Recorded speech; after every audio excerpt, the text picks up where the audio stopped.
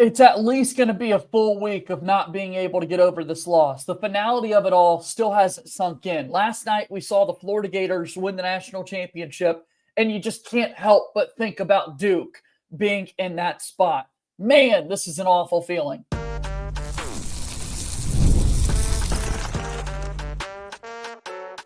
You are Locked On Blue Devils, your daily podcast on the Duke Blue Devils. Part of the Locked On Podcast Network, your team every day. Hello, everybody. Welcome into another episode of the Locked On Blue Devils podcast. My name is JJ Jackson. Thank you so much for being here with us today on Tuesday, April 8th, 2025. Locked On Blue Devils is your one-stop shop where we discuss everything going on inside the life of Duke athletics, and we focus a whole lot about what's taking place with the Duke men's basketball team. Obviously, their season has now come to a close following a defeat in the Final Four. Last night, we saw Florida get over Houston for the national championship, and you just can't help but think about this Duke team, all the potential that they had, feeling like they were right there at the finish line to claim the national title, and it was all for naught. So we'll break all that down still with our pal Josh Cox from Duke Football Talks, Section 17 podcast and Duke Report, and see if we can start to kind of make sense of this. And then there are big questions. Now what? What's next for this Duke team? Where do we turn? Transfer portal conversations, draft declarations, all of those things are going to ramp up, and this is the place to be here within the Locked On Blue Devils world. So if you have not done so already, please be sure to follow and subscribe to Locked On Blue Devils for free, wherever it is that you get your podcast. Leave us a 5-star rating and written review. Go ahead and like this video if you're watching it on YouTube. Subscribe to our YouTube channel. Follow us over there as well. We're on X at LO_Blue Devils. On Instagram and TikTok as well. So let's bring him on into the program, the aforementioned Josh Cox. And man, we just, I don't know that we're going to always be able to find the words to describe the pain, the disappointment, the just everything that went into watching the season come to a close this past weekend.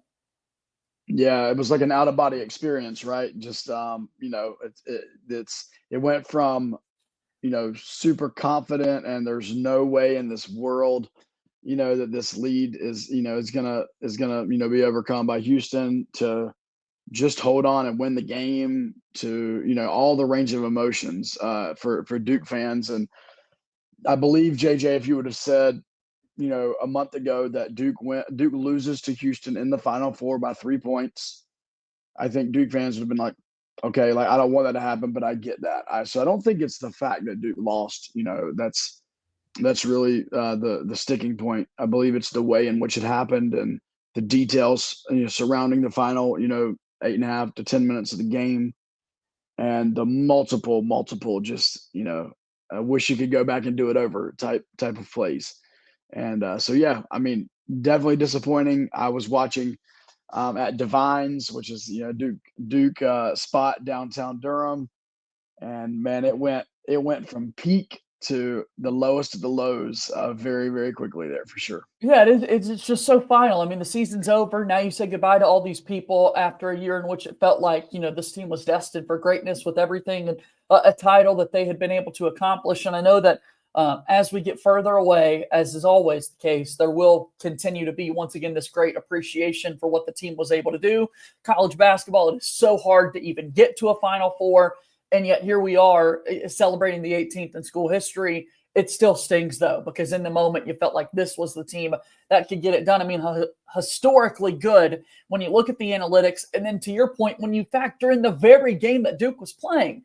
Kevin was on here with us yesterday in the program. We keep going back and forth. Are you more stunned that Duke lost or stunned in the manner in which they lost? And I feel like I changed my stance on that matter every few minutes because it was just that drastic of an outcome. It sure was, JJ. I mean, and it's a tough one. And you're right. Time will allow Duke fans to take a step back and appreciate, just how good this team really was. I believe you're going to, when you think of the 1999 Duke team, you're going to think of the 2025 Duke team. Those two teams are going to go down as, along with the 1991 UNLV team and the 2015 Kentucky team that went undefeated. Those are the teams that you're going to look back and say, man, those were the best teams in college basketball that never, won a title. And That's why I said it a few times, during the season, beginning of the season, it's hard to expect a national championship. It really should be getting to the Final Four, because then, as we've learned, anything can happen. So did Duke, reach a goal there? Absolutely, they did. But was it? I think it was just the manner in which it happened, JJ. If Duke and Houston would have been trading blows back and forth, Yeah. and Houston just outplayed us down the stretch, hit a couple big shots, like, that's one thing. But for it to be just honestly a colossal kind of meltdown by Duke, and I'm sure we'll get into it a little bit later here, but like, just a colossal meltdown from multiple fronts for Duke. I think that's what it really is going to go down as. Yeah. If they'd just gotten beat, if Houston was on a heater and that night, and then their defense was just locking Duke down, and they ended up winning the game, fine. But if it's not losing, your 14-point lead and then making multiple mental mistakes in crunch time. That's what led to it, and that's what I think is going to stick in the hearts and minds of Duke fans. Yeah, nobody thought we'd have to have as in-depth of a conversation about inbounding the basketball as you would have as the season comes to a close. But just one made bucket for the Blue Devils in the final 10 minutes of the game, a corner three-pointer from Cooper Flagg with under 3 minutes to go to make it a 9-point lead. Even at that point, comes back down and swats the basketball 3-4 rows into it on a block shot. And I mean, that felt like, okay, finally, let's do this thing. And then we do get the look for Cooper Flagg at the end of it, and he leaves it short. Where are you at in the Cooper Flagg discussion that's being had right now about his career coming to a close? Yeah, I mean, well, first of all, appreciating the talent of who the kid is, and appreciating everything that we've said about Cooper Flagg on this show, that you've said with your guests, and everything that the national media has said about the kid. All of the awards speak for themselves, right? He is that guy. He is that player. There are not many flaws to Cooper Flagg's game. If you can, obviously people said, coming into the year, he's got to work on his shooting. Well, he shot 83 or 85% from the foul line. He was approaching 40% from the 3-point line. He's an incredible defender. He passes the ball willingly. He's got great court vision. So all those things. I mean, he will go down as he should go down as probably the best one and done player, to play at Duke. And I say that understanding the other people that are in that category. No doubt. But I believe he should get his flowers there. One of the things, and I'm not sure, just to be honest with you, if we spoke about this online, maybe we do have some conversations, offline. Yeah. But the one thing that I was a little nervous about heading into the postseason play for Duke was the fact that in the close games where Duke has needed a bucket, at the very end, they've elected to go ISO and just allow Cooper to cook one-on-one. And I believe if Cooper were on this podcast, he would say, that's not the strongest point of my game. ISO ball is not really. Now, even though he can do it, he's shown at the end of shot clocks he can take his man one-on-one. I believe anybody that's watched him play and watched this team play would not be a fan of ISO ball. And if you look at Kansas and Kentucky games, those were two games where ISO ball with Cooper, and even technically the Clemson game where he slipped and fell.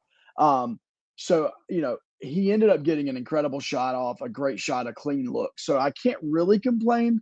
That we've seen him make before.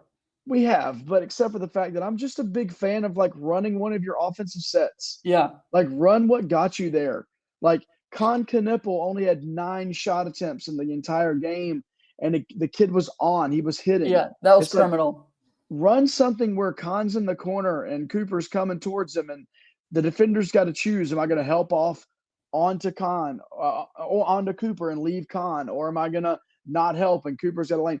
I just feel like there could have been some creativity there.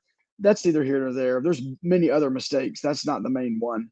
But yeah, Cooper Flagg's career, man, is, one of one in my opinion. And, he will go down, and I'm sure Duke fans will follow his career at the next level, no matter where he winds up. And I will. Yeah, 100%. All credit to him, his family, the team around him. He played with professionalism, and he played like a grown man, and he was 17, turned 18 during the season. Okay, well let's go ahead and we'll take our first time out here on the program. We still have other angles and dynamics to talk about with the season coming to a close, and we'll do that after we take this break here on today's show. Locked On Blue Devils here today is brought to you by our friends over at Game Time. There's nothing like the energy of a live game, whether it's catching a last-minute MLB showdown or soaking in the excitement of an NBA matchup. But finding great seats at a great price, that used to be a challenge. It can be challenging until you find Game Time. That's what I was able to do. Game Time makes scoring last-minute tickets easier than ever. Prices actually drop as the event gets closer, and with their all-in pricing, you see the total cost up front. No surprise fees coming your way at checkout. Here's why I love using Game Time. The last-minute deals are incredible, where you can save up to 60% off buying last-minute seats for sports, concert, comedy, theater events, and so much more. You can grab tickets and see a seat view beforehand so you know what to expect in the app before you buy. It's no surprise fees, the lowest price guarantee, so you've got that absolute peace of mind. Take the guesswork out of buying tickets with Game Time. Download the Game Time app, create an account, and use code LOCKEDONCollege for $20 off your first purchase. Terms apply. Once again, that's code LOCKEDONCollege, LOCKEDONCOLLEGE for $20 off. Download Game Time today. Last-minute tickets, lowest price guaranteed. Game Time is a proud sponsor of Locked On Blue Devils. Okay, Josh Cox is here with us. We're talking about the end of the season for the Duke basketball squad. Just one made shot in the final 10 minutes. Houston comes back, and now the season is over. My friend, everybody in the world wants to always have a conversation about the head coach in games like this. And our head coach certainly having a lot of people talk about him right now, as it was his first Final Four appearance as a head coach. If he won that game, he would have been in a world of his own, 90 wins to open up a career through his first 3 seasons as a Division I college basketball head coach. He'd been 79-0 previously when Duke had a double-digit lead at any point in the game, which, to think about that, 79 of the 89 wins, Duke is leading by double digits at some point. Holy cow. And yet here we are feeling the need to kind of defend Coach Scheyer.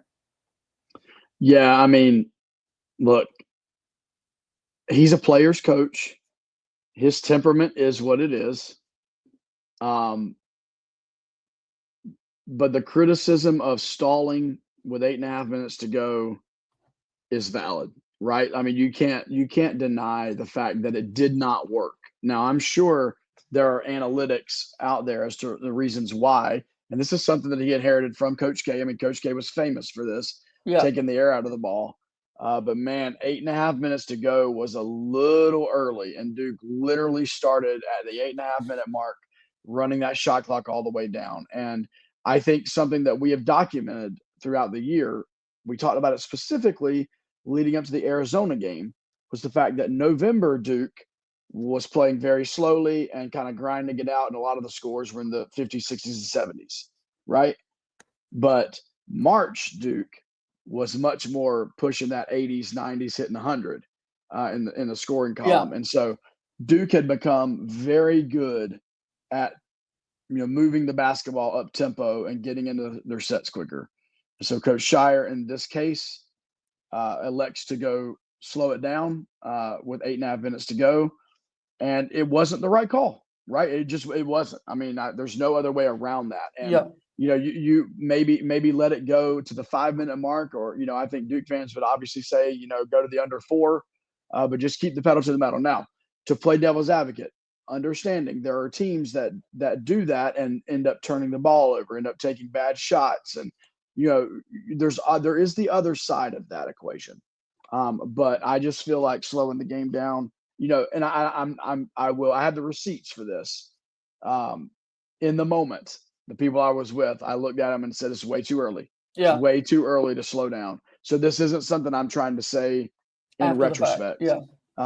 This is something I felt like in the moment. All that to say, I feel like the way Jon Scheyer has handled the freshmen this year, for this game, you take Kaman Malawach out of the equation because we know this was the worst game of his career. So take that out.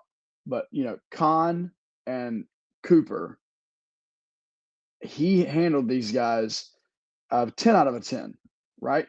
if you want to, if there wants to be fingers pointed, by the mistakes that were made in crunch time in this game, you can point at junior Tyrese Proctor, grad students Mason Gillis and Sion James, right? Yeah. I mean, if you want to point.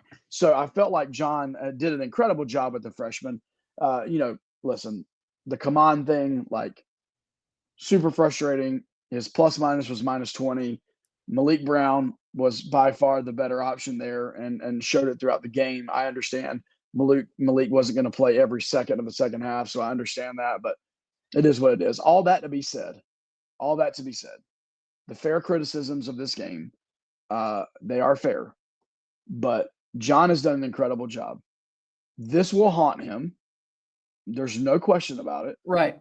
Coach K had his 1986 team that got to the final game, was better than Louisville, did not get the win, but he got the 91 Natty. And so what I actually think about Jon's legacy is going to not be based upon this game, but what he does over the next 5 years as a result of this game. And if he gets back to the Final Four, is there a little bit more dog in him? At the 8.5 minute mark up by 14, you would expect and you would want to see him say, hey, we're going to beat this team by 30. Like, pedal to the metal. Let's absolutely blow them out so it leaves no doubt. This time I felt like at the 8.5 minute mark, it was like, okay, let's calm it down and let's not lose this game. And so I think the mentality shift there would be great to see. But I think Jon's legacy has just begun to be written. And I believe he will be back. And I believe when Jon brings the next team back to the Final Four, there will be a little bit more urgency in not letting a team have any kind of a chance to come back in this game. I'm still not doubting that he's the guy for the job, right? And I can see that out there. And to go 35-4 in your third season, getting all the way there again, I think this is one of those things where the further removed from it we get, will be much better, kind of thinking back on it and that sort of thing. But to your point, he's not forgetting about this loss for a long, long time, if ever. Well, and also 35-4, right? People are going to say, well, look at the roster he had. Okay, that was his doing. Yeah. We spoke about it in the offseason, JJ. Sean Stewart, out the door. TJ Power, out the door. Jeremy Roach, out the door. Mark Mitchell, out the door. It was like, what are we doing? Where are these players? We need guys. I mean, it was like, we have to trust Jon. He's building this roster. He knows what he is doing. And so, this guy put together the perfect roster, JJ. This was the perfect roster to win the national championship. There is no doubt about it. And that's a part of coaching as well, right? It's not just your X's and O's. It's your ability not just to recruit like the best 5 stars, but it's your ability to identify the Sion James. It's to identify the Malik Brown and the Mason Gillis and to bring those guys in. And so, 100% trust in Jon to lead the program, 100% trust in Jon to build the roster. And then it's just a matter of executing in these big games. And, I'm sure he's a young guy. He's still evolving in his philosophy on those types of things. And experience is a great teacher, man. And so I would say if you're a Duke fan, you're in great hands. And if nothing else, your young head coach, still in his 30s, got unfortunately, some tough love here. But I think it's going to be a learning curve for him that is going to wind up with him being a super successful coach. Yeah, the reality of it all is the greatest coach to coach at Duke, and one of the greatest coaches, we would argue the greatest coach in the sport, spent 42 seasons on the sidelines and only walked away with 5 national championships. Really hard to ultimately get the job done and that sort of thing. Well, listen, JJ, Kelvin Sampson, the opposing coach, 69 years old. So 0. close, and he hasn't won it. Yep. 0. Yep. So you're not guaranteed, and Duke fans, I know they hear this, spoiled rotten. Yep. Spoiled with national championships. And so, understanding that, putting it in perspective, nothing but upside for Jon, nothing but upside for the program. We did just witness a horrific and kind of historic collapse, though, to get here to the end of the year, which, just more and more numbers you and I see, and we're texting back and forth. And it's unbelievable. that this is I mean, what even happened. even the couple of things. I mean, the inbounds. Like we had a timeout there. You burn the timeout. Yeah. Kaman Malawach. I'm not sure if anyone knew this. Is 7'2". Yeah. We couldn't get the ball inbounds. Hey, Kaman Malawach also shoots free throws almost 80%. Yeah. Better than Tyrese Proctor. Better than 68%. Yeah. I have a great idea. Let's just get everybody else out of the Throw way up. and you post your big boy up there and you give him the Right. ball in the inbounds. If they Right. foul him, they foul him. Khan gets the inbounds pass. You're shooting 90% from the foul line. He gives it up to Tyrese Proctor, who you've already mentioned the numbers, and was not even 68% in postseason. Yeah. And then Tyrese has the ability to throw the cross pass to Cooper, who's shooting 85% from the foul, 83% from the foul line, and doesn't elect to do that. Like those types of things, it's just like, come on, guys. Like Sion dribbling the ball off his leg like multiple times in the second half. Right. I don't really blame Mason for that technical or that flagrant one, whatever it was called.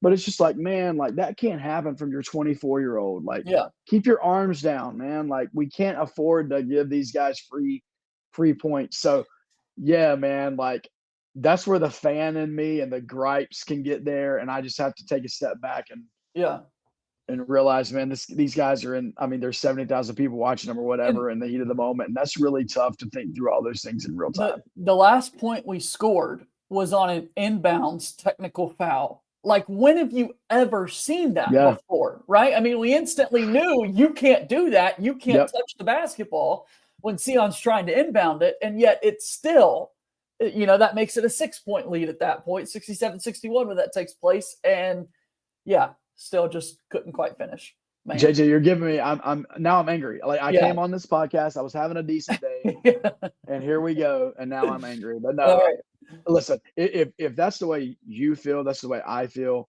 I mean, humanizing this, right? Yeah. How do you think John feels right now, man? Like, how do you think Sion James feels? Like, this is a guy who gave it everything he had this season, and like was awesome. Yep. Like, really was. So awesome, glad that guy's in our corner. Yeah. Yeah, 100%. Man, he's got to feel terrible. Tyrese Proctor, are you kidding me? Yeah. 2 years in a row of basically a no-show in the final game of the season. Yeah. Like, these guys are still human beings. They're still kids. I say kids. They're young adults. And like, I feel for them on the human side of it for sure. Let's go ahead and we'll take our last break, and then we'll try to figure out kind of what's next for the Duke basketball team and so much more as Locked On Blue Devils continues here in just a moment.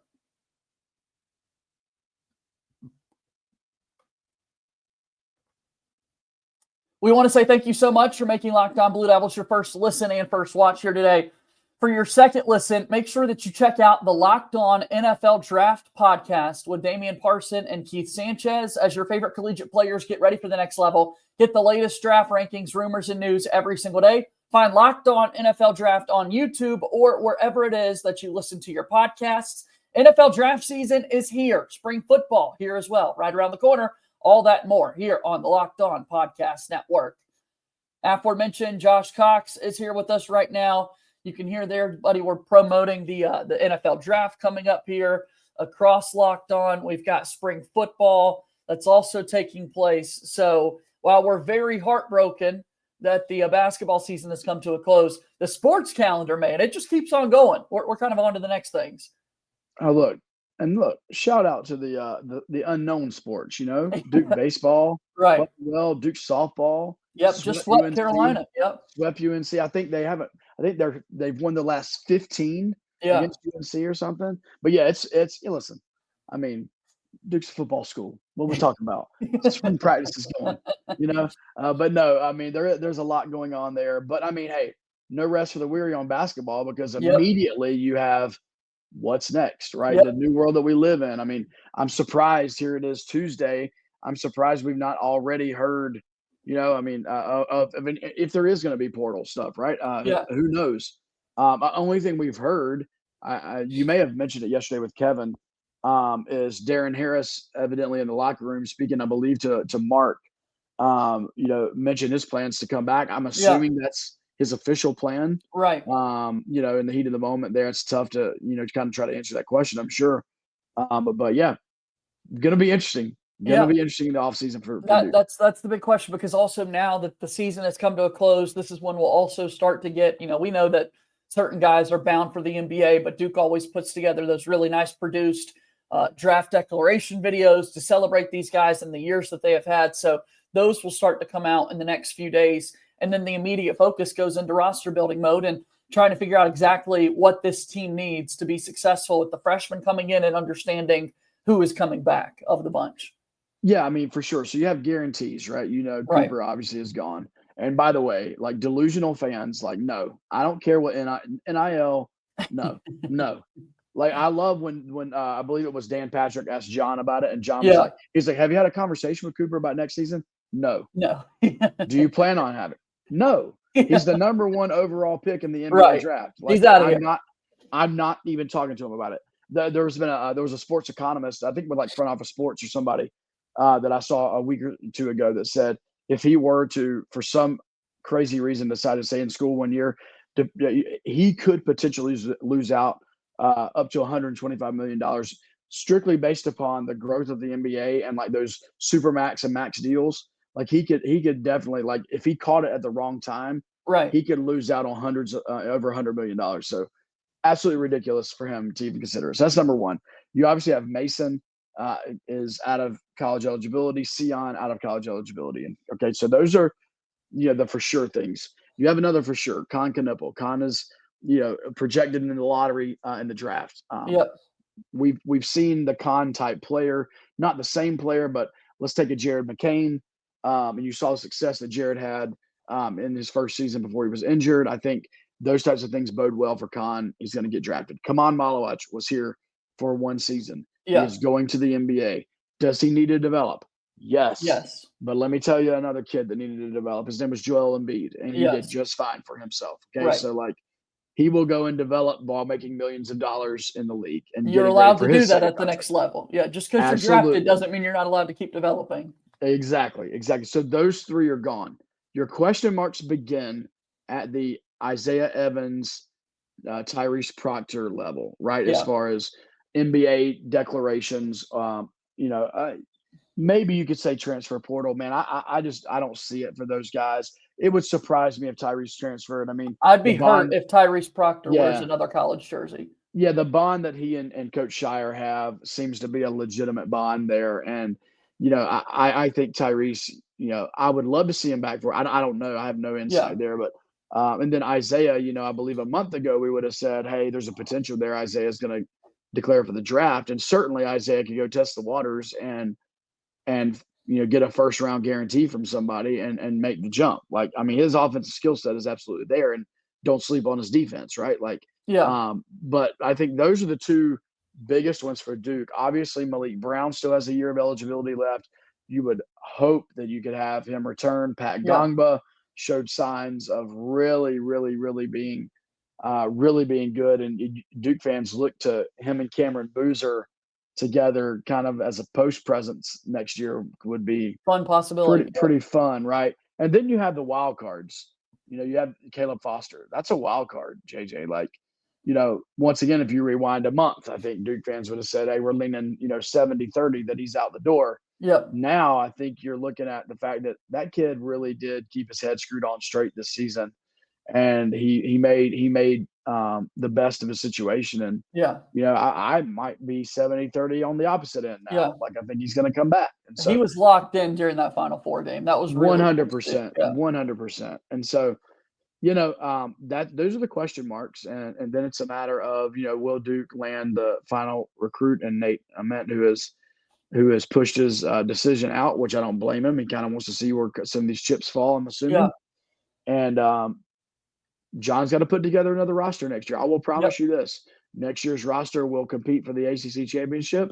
Next year's roster will be right in the mix in the Sweet 16, Elite 8, and Final Four. I can promise you that. Will it be as dominant and will it be as perfectly put together as this year? Yeah. Probably not. I mean, this year was special. This year was different. Does not mean, listen, this year was more special than 2015, more special than 2010. And guess what? 2015 and 2010 both won national championships. So, I'll take a roster that might not be perfect, but that somehow turns it on at the right time and makes a run when they need to. That's how you win a national championship. Yeah, there's a possibility we stumble into a scholarship player who's, shorter than 6'5", And I don't know. I think John. I think it would might have not be to the be tallest team in America anymore. I think it would have to be like a Walter Clayton Jr. type of Yeah. kid, for John to take. But by the way, kudos to Florida. Yeah. Todd Golden. I mean, they put together that roster. I saw a stat today. He's only 2 years older than Jon Scheyer. Yeah. Yeah, correct. And it's the first national championship in I don't know however long with no top 100 ESPN players in it. Yeah. 0. Yep. So kudos. I mean, he built it a different way. And obviously Duke is taking a different route. Neither, it's not good or bad there. It's just different. But kudos to them for winning it. I've got my orange shoes on today because my father-in-law is a big Florida Gator fan. And I'm like, hey, listen, if Duke couldn't win it, I am glad that Houston lost in the national title game. Yeah. I would have thought differently had Kelvin Sampson not said the things he said in post game. But after hearing that post game, I'm like, yeah, I want Florida to win. So, it is what it is.